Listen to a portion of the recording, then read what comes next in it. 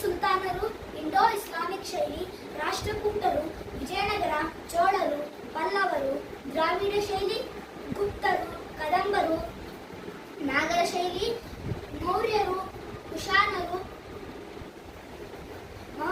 ಕುಶಾನರು, ಗಾಂಧಾರ ಶೈಲಿ, ಗಂಗರು, ನಾಗರ ಮತ್ತು ದ್ರಾವಿಡ ಶೈಲಿಯನ್ನು ಬಳಸಿದ್ದಾರೆ. ಇಷ್ಟು ನನ್ನ ಚಿಕ್ಕ